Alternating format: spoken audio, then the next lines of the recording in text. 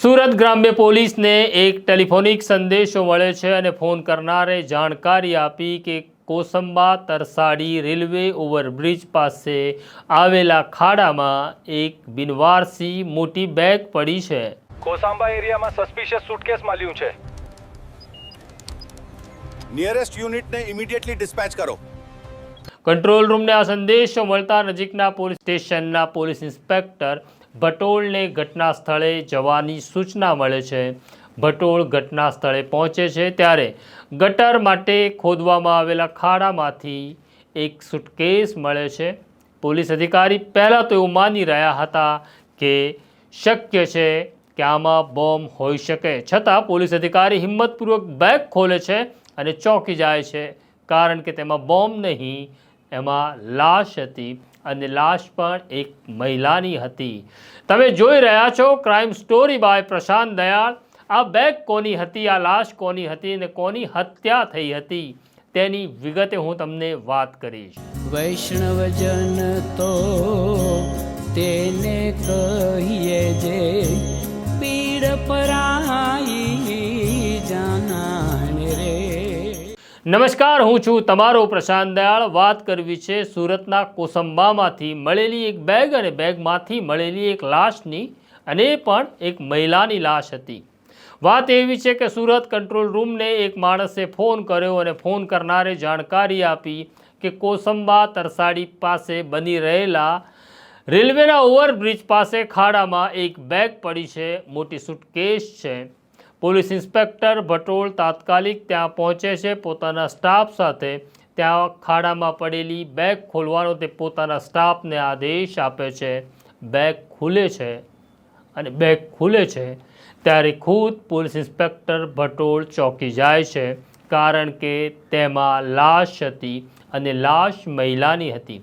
Inspector ભટોળે પોતાની જિંદગીમાં, પોતાની કેરિયરમાં બેગમાં લાશ હોય તેવી આ પહેલી ઘટનાને જોઈ હતી, એટલે તે તાત્કાલિક પોતાના ડીવાયએસપી રાજેન્દ્રસિંહ સરવૈયા અને એસપી રાજેશ ગઢિયાને ફોન કરે છે અને કહે છે કે બેગમાં લાશ છે। ગણતરીની મિનિટોમાં ડીવાયએસપી સરવૈયા અને એસપી ગઢિયા ઘટના સ્થળે પહોંચે છે। તે પણ ચોંકી જાય છે। હવે સવાલ પોલીસનો એવો હતો કે સૌથી પહેલાં તો આ લાશ કોની છે તો જ ખબર પડે કે હત્યા કોણે કરી છે, પણ આ અજાણી સ્ત્રી હતી એટલે પોલીસે પહેલાં લાશના ફોટોગ્રાફ્સ પાડ્યા અને આસપાસના વિસ્તારમાં પોતાના બાતમીદારોને કહ્યું, એલર્ટ થઈ જાઓ, આ મહિલા કોણ છે, આ મહિલાની ઓળખ થાય એ અનિવાર્ય છે। બાતમીદારો રવાના થાય છે, આસપાસના વિસ્તારમાં ફોટોગ્રાફ્સ બતાડે છે, પણ કોઈ આ મહિલાને ઓળખતું નહોતું, માટે મામલો ગૂંચવાઈ રહ્યો હતો। પણ બનાવની ગંભીરતાને જોતા એસપી રાજેશ ગઢિયાએ અલગ અલગ 10 ટીમોનું ગઠન કર્યું, અલગ અલગ ટીમોને કામ સોંપ્યા। કેટલીક ટીમોને તેમણે રેલવે સ્ટેશન, કેટલીક ટીમોને તેમણે એસટી સ્ટેન્ડ, કેટલીક ટીમોને તેમણે કોસંબા તરસાડી વિસ્તારમાં મોકલી, કેટલીક ટીમો આસપાસના સીસીટીવી કેમેરા ચેક કરી રહી હતી। કલાકો આગળ વધી રહ્યા હતા। આ દરમિયાન એક સીસીટીવી ફૂટેજમાં એક માણસ નજરે પડે છે।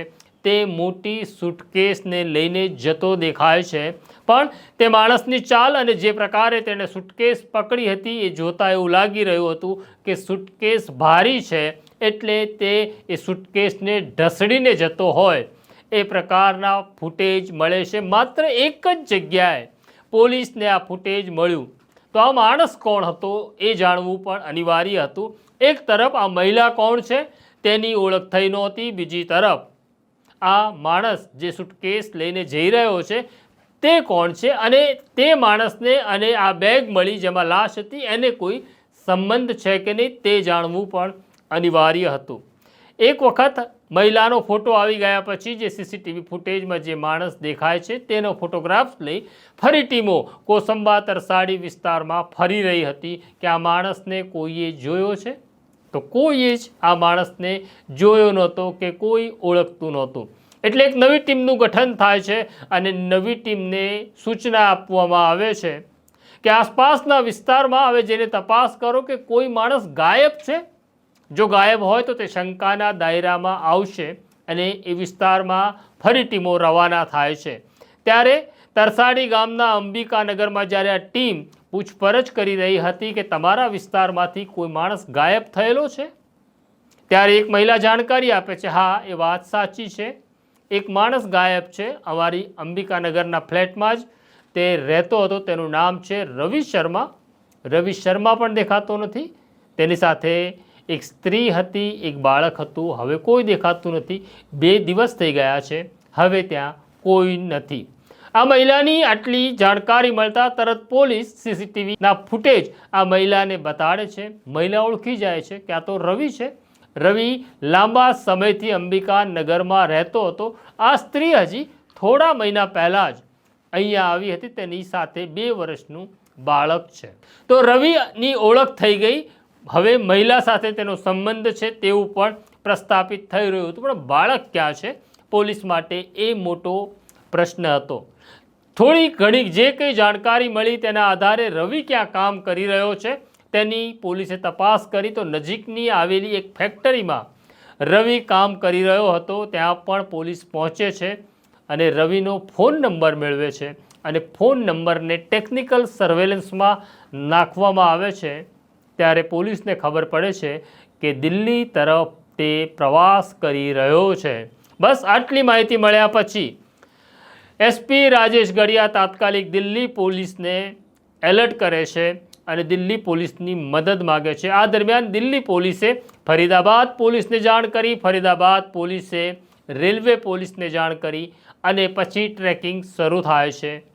રવિ શર્મા ફરીદાબાદ તરફ જતી ટ્રેનમાં બેઠો હોવાની જાણકારી મળે છે અને ફરીદાબાદ આવતા પહેલાં રેલવે પોલીસ રવિ શર્માને ટ્રેનમાં ઝડપી પાડે છે, કારણ કે ગુજરાત પોલીસે જે જાણકારી આપી હતી તે સચોટ હતી, તેનું વર્ણન સચોટ હતું, તેનો ફોટોગ્રાફ્સ હતો. ફરીદાબાદ પોલીસનો સંદેશો આવે છે કે તમે જેને શોધી રહ્યા છો એને અમે ઝડપી લીધો છે. એટલે સુરત ગ્રામ્ય પોલીસની ટીમ તાત્કાલિક ફરીદાબાદ જવા રવાના થાય છે અને રવિ શર્માને લાવે છે. ત્યારે તેની સાથે નાનું બાળક હતું જેની ઉંમર હજી 2 વર્ષની છે.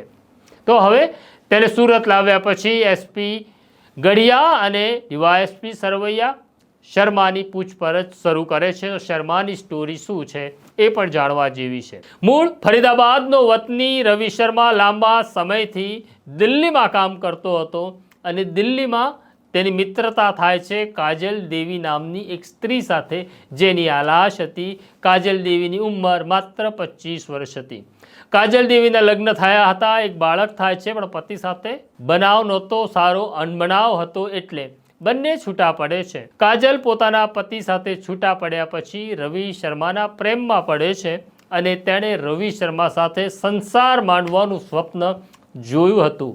રવિ અને કાજલ દિલ્હીમાં કામ કરતા હતા, પણ રવિ માટે તો કાજલ માત્ર ટાઈમ પાસ હતી, તેને લગ્નમાં કોઈ રસ નહોતો. જ્યારે રવિને સમજાઈ જાય છે કે હવે કાજલ તેનો પીછો નહીં છોડે, ત્યારે તે દિલ્હીથી નીકળીને સુરત આવે છે.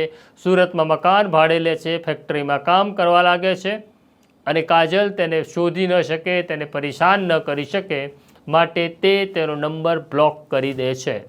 પણ કાજલે ખરા હૃદયથી રવિને પ્રેમ કર્યો હતો. મેં કહ્યું તેમ તેની સાથે તેને સંસાર માંડવો હતો.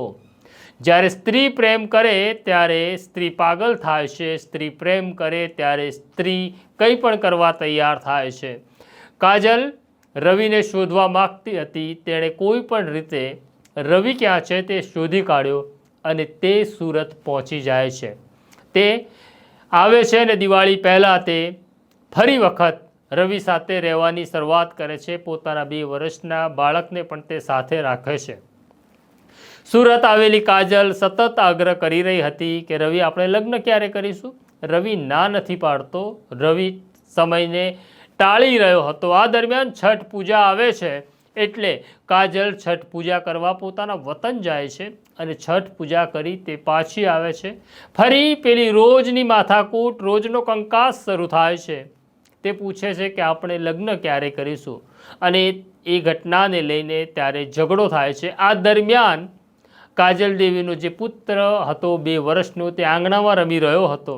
રવિ ગુસ્સામાં આવી જાય છે અને ગુસ્સામાં આવી તે કાજલનું ગળું ત્યાં દબાવી દે છે અને કાજલનો શ્વાસ રૂંધાય છે, તે મૃત્યુ પામે છે. રવિ તેને મારી નાખવા નહોતો માગતો, પણ કંકાસ એટલો વધી ગયો હતો અને તેને લાગી રહ્યું હતું કે કાજલ તેનો પીછો નહીં છોડે, તેમાં હત્યા થઈ જાય છે. હત્યા થયા પછી તે ગભરાઈ જાય છે અને તે દરવાજો બંધ કરી બહાર નીકળે છે. કાજલના નાના દીકરા જે 2 વર્ષનો છે તેને લઈને પોતાના મિત્ર પાસે જાય છે અને કહે છે, મારે એક કામ છે, કાજલ બહાર ગઈ છે, તું આને સાચવજે. તે પોતાના મિત્ર પાસે આ બાળક મૂકી કોસંબા રેલવે સ્ટેશન આવે છે. ત્યાંથી 800 રૂપિયામાં એક મોટી સુટકેસ ખરીદે છે અને સુટકેસ ખરીદ્યા પછી તે પાછો ઘરે જાય છે. ઘરે ગયા પછી તે કાજલની લાશને સુટકેસમાં નાખે છે. હવે સવાલ એવો થાય કે એક પુખ્ત વયની વ્યક્તિની લાશ કેવી રીતના સુટકેસમાં આવે? તો જેમ નાનું બાળક તૂટિયા વાળીને સૂતું હોય તેવી રીતના તે કાજલને બેગની અંદર પેક કરે છે, બેગ ઠસોઠસ ભરે છે અને બેગને બંધ કર્યા પછી તે કાજલના દીકરાને પોતાનો મોબાઈલ ફોન આપે છે અને એવું કહે છે, તું રમજે, હું હમણાં મમ્મીને લેવા જઉં છું. તેમ કહી તે નીકળે છે. આ દરમિયાન તે બેગ લઈને ચાલી રહ્યો હતો, પણ બેગનું એક હૂક તૂટી જાય છે.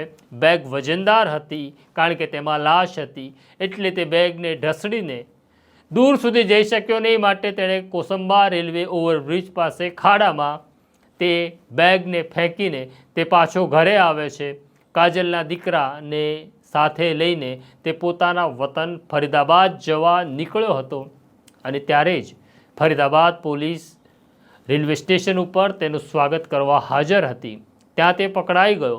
હવે સવાલ એવો રહ્યો છે કે એના બાળકનું શું? પણ સુરત ગ્રામ્ય પોલીસે આ બનાવની જાણ કાજલના પરિવારને કરી, એટલે કાજલની માતા ત્યાં આવી અને પોતાના દીકરીના દીકરાને લઈને તે વતન ગઈ છે. રવિ શર્મા પકડાઈ ગયો છે, સુરતની જેલમાં છે. પણ પ્રેમ આ હદે પણ હત્યા સુધી પહોંચે તેની આ ઘટના છે. પણ સુરત પોલીસે જે રીતના જે ઝડપથી કામ કર્યું તે કાબિલે દાદ છે. તમને વિનંતી છે, પ્રેમ થવો કે પ્રેમ કરવો એ ગુનો નથી, પણ પ્રેમ જ્યારે ગુનામાં રૂપાંતરિત થાય ત્યારે આ પ્રકારની ઘટનાઓને અંજામ મળતો હોય છે. એટલે પોતાને સાચવજો, ધ્યાન રાખજો, એટલું જ કહેવું છે. તો આ પ્રકારની સ્ટોરી જોવા માટે ક્રાઇમ સ્ટોરી બાય પ્રશાંત દયાળ જોતા રહો. સ્ટોરીને લાઇક અને શેર કરતા રહો અને અમારો બેલ આઇકોન દબાવી દો. અત્યારે મને મારા સાથી સોનુસિંહ સોલંકી અને ઉર્વિશ પટેલને રજા આપો. આવીશ પાછો એક નવી સ્ટોરી સાથે. નમસ્કાર.